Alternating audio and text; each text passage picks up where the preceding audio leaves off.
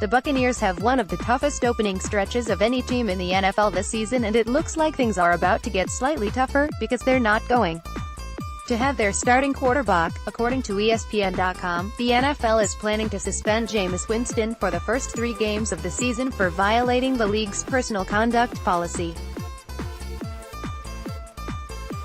The looming suspension means that Winston would potentially miss games against New Orleans, away, Philadelphia and Pittsburgh.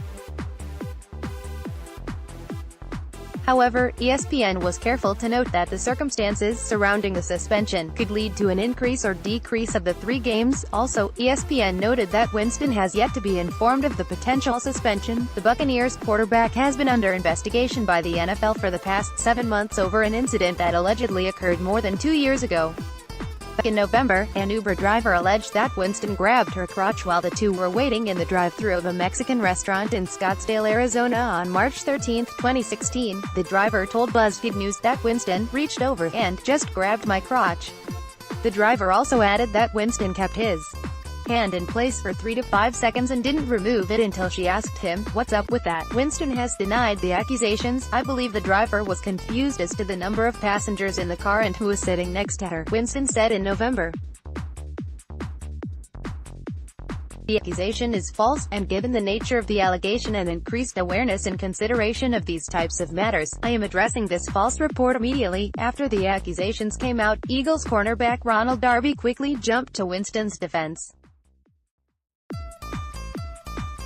Darby, who was a teammate with Winston at Florida State, said that he was in the Uber with Winston on the night of the incident and that nothing inappropriate happened. One thing that's not clear yet is whether or not the NFL found any proof that Winston was guilty of the allegations. The thing with the personal conduct policy is that even if he didn't do anything, he could still be punished. As noted by Pro Football Talk, Winston would be in violation of the policy if he knew about the allegations before they went public but didn't tell the NFL. Basically, it's his responsibility to alert the NFL of any possible pending allegations in a timely manner, assuming that he knew about them. From the personal conduct policy, clubs and players are obligated to promptly report any matter that comes to their attention, through, for example, victim or witness reports, law enforcement, or media reports that may constitute a violation of this policy. It reads, "Clubs are expected to educate their employees on this obligation to report. Club reports should be made to NFL security.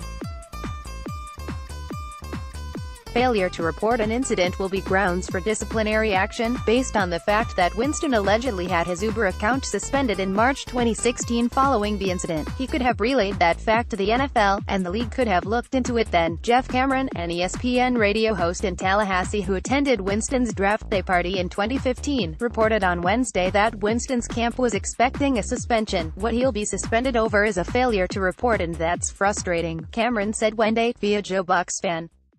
The Winston camp is prepared for the NFL to levy a suspension of some kind. The thought from the Winston camp is that would be a maximum of 3 games. Our Jamie Eisenberg broke down the fantasy implications of the news here. Once the suspension becomes official, that means the Buccaneers will likely turn over the team's offensive reins to Ryan Fitzpatrick.